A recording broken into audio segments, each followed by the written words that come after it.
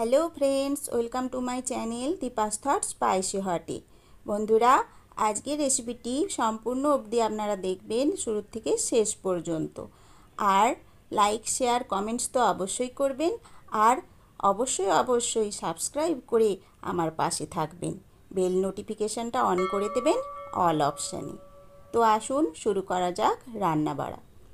তো আজকে একটা টিফিন রেসিপি করছি, তার জন্য আমি একটা ডেচকির মধ্যে আলু পাতলা পাতলা করে কেটে সেদ্ধ করতে বসিয়েছি। আলুটা সেদ্ধ হতে থাক, আর একটা পাত্রের মধ্যে কিছুটা ময়দা নিয়ে তার মধ্যে লবণ আর চিনি যোগ করে দিলাম।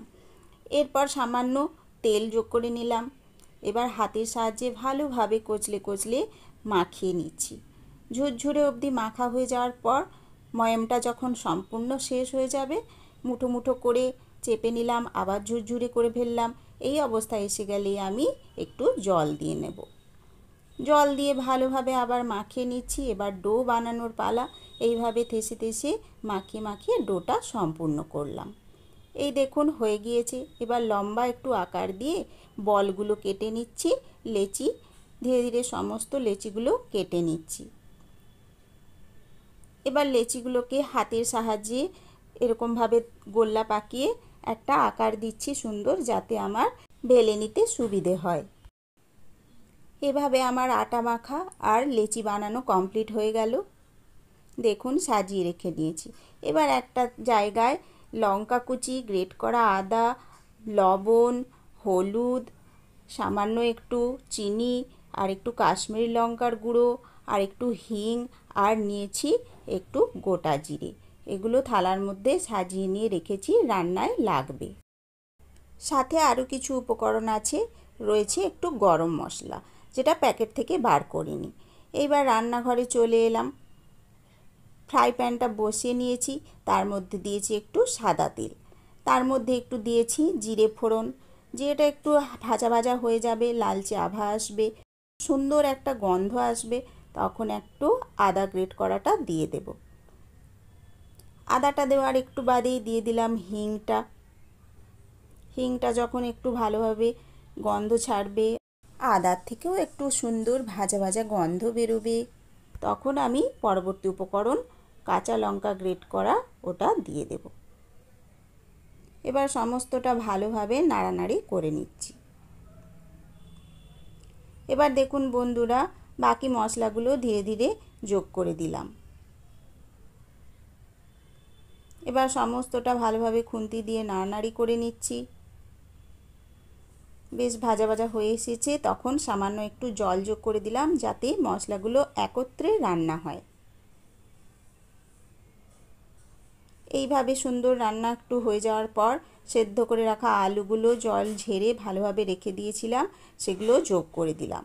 তারপর আমি ধীরে ধীরে খুন্তির সাহায্যে টুকরো টুকরো করে দিচ্ছি, যাতে ভালোভাবে মশলাগুলো ওর গায়ে লেগে যায়, ভালোভাবে রান্নাটা সুন্দর হয়। এইভাবে খুন্তি দিয়ে বেশ কিছুক্ষণ নাড়ানাড়ি করার পর আলুটার এই অবস্থায় এসেছি। এই সময় আমি বেশ কিছুটা গরম মশলা যোগ করে দিলাম। এবার একটু নাড়িয়ে নেব, তারপর ঢাকনা চাপা দিয়ে কিছু সময় বসিয়ে রাখবো, গ্যাস বন্ধ করে। তারপর ধীরে ধীরে ঠান্ডা হবে। ঠান্ডা হয়ে যাওয়ার পর হাতের সাহায্যে আলু মাখার মতো মেখে নিয়েছি আলুটাকে। ভর্তা যেমন করে তেমনিভাবে মেখে নিয়েছি। আর হাতে এভাবে একটু মুঠির আকার দিয়ে একটা শেপ দিচ্ছি। আলুর মণ্ডটার থেকে কিছু পরিমাণ আলু নিয়ে এইভাবে একটা আকার দিয়ে দিলাম। ওগুলো যথারীতি একটা প্লেটের মধ্যে সাজিয়ে গুছিয়ে রেখে নিয়েছি। এইবারে আমার পরবর্তী কাজ, সেটা হলো লেচিগুলো সুন্দরভাবে বেলে নেওয়া। দেখুন বন্ধুরা, কেমন ছোট ছোট লুচির আকারে বেলে নিচ্ছি। লুচির থেকে সামান্য বড় করেছি। কিছুটা তেল নিয়েছি, হাতে বুলিয়ে লেচিগুলোর ওপর লাগিয়ে দিয়ে এভাবে বেলুন চাকির সাহায্যে বেলে নিচ্ছি। বেলে থালার উপরে সুন্দরভাবে প্রত্যেকটা লেচি লুচির আকার দিয়ে সাজিয়ে রেখে দেব।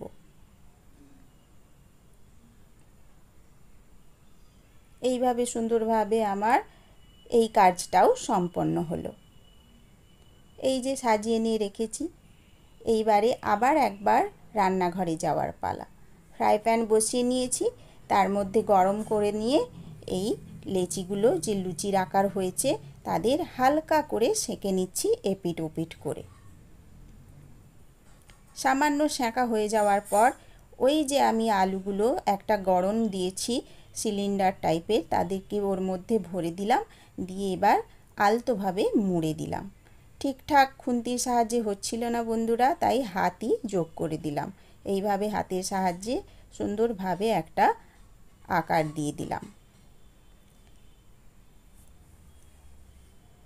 এবার সামান্য তেল যোগ করেছি, তেল দিয়ে এবার ধীরে ধীরে এপিট ওপিট উল্টে ভেজে নিচ্ছি হালকা করে।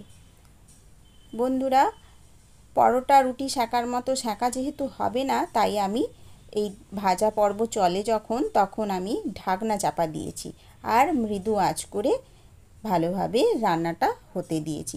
না হলে বন্ধুরা ভেতরটা কাঁচা রয়ে যাবে, ঠিকঠাক সেদ্ধ হবে না। তো বন্ধুরা দেখুন এইভাবে আমি সম্পূর্ণ করে নিচ্ছি। দ্বিতীয়বার আরেকবার দেখালাম কিভাবে হচ্ছে। এটা ওইভাবেই একইভাবে আমি রান্নাটা হয়ে গেল। সুন্দরভাবে একটা সেঁকা সেঁকা ভাব হয়েছে, ভাজা ভাজা ভাব হয়েছে। উল্টে পাল্টে পুরোটা রান্না করে নিলাম। বন্ধুরা এবার এইভাবে আমি আরেকটা পদ্ধতি দেখাচ্ছি। একটি একটি করে এইভাবে না করে সমস্ত লুচিগুলো প্রথমে হালকা হালকাভাবে এপাশ ওপাশ সেঁকে থালার মধ্যে তুলে নেব। এইভাবে এপাশ ওপাশ সেঁকে নিয়ে থালার মধ্যে তুলে নিলাম। তারপর একসাথেই সমস্ত লুচিগুলোর ওপরে এইভাবে আলুর পুরটা আমি ভরে দেব।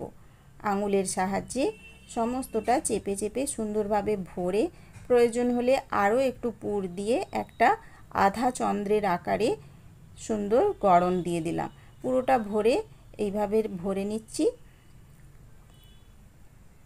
দিয়ে মুড়ে নিলাম, দিয়ে চেপে চেপে সুন্দর গঠন দিলাম। পুরটা যত বেশি হবে তত খেতে ভালো লাগবে।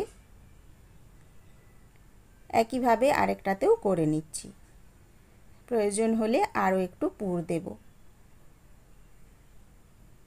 এইভাবে সরাসরি কড়াতে আগে না দিয়ে থালার মধ্যে একসাথে সমস্ত লুচিগুলোর মধ্যে পুর ভরে সব শেষে একসাথে সবগুলো রান্না করলে সেটাও হবে। দেখুন এইভাবে আমি দ্বিতীয় পদ্ধতিটাও দেখিয়ে দিলাম। এভাবে যখন সম্পূর্ণটা হয়ে যাবে তখন একসাথে সমস্ত পুর ভরা লুচিগুলো এর মধ্যে তাওয়ার মধ্যে সেঁকে নেব, আগে যেইভাবে সেঁকেছিলাম সেইভাবে। দেখুন দেখতে কত সুন্দর লাগছে না বন্ধুরা।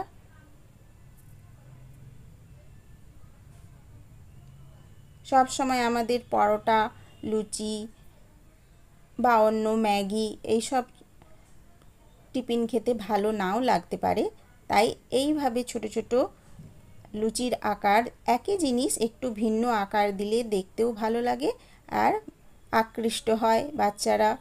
বাচ্চাদের মতো আমরা বড়রাও আকৃষ্ট হই যেন খেতে ভালো লাগে। তো এইভাবে সমস্তটা হয়ে যাওয়ার পর কিনারাগুলো দুই পাশ হয়েছে, পেছনের দিকটা মানে তলার দিকটায় হচ্ছে না বলে আমি এইভাবে সোজা দাঁড় করিয়ে খুন্তির ঠেক দিয়ে এইভাবে আরেকবার তলাটাও সেঁকে নিয়েছি, দেখেছেন। আর ওপরে এই ডেসিকেটেড কোকোনাট দিয়ে মানে নারকেল গুঁড়ো দিয়ে এভাবে সাজিয়েছি। বাবা কাকা দাদা যখন বাইরে কাজে যায়, খিদে পেলে ফেরার পথে খাবার কিনে খায়। নিরামিষেই হালকা টিফিন যদি সাথে থাকে, খিদে পেলেই খেয়ে শান্তি দেবে পেটটাকে। কর্তামশাই লাঞ্চ বক্সে পায় যদি এই টিফিন, নিশ্চিন্তে অফিসেতে কাটবে ওনার দিন। স্কুল কলেজের ছেলে মেয়েরাও আনন্দে খেয়ে নেবে, সুস্বাদু এই টিফিন যখন ওদের সাথে দেবে। তো বন্ধুরা আজকের মতো রান্না বাড়া শেষ করলাম।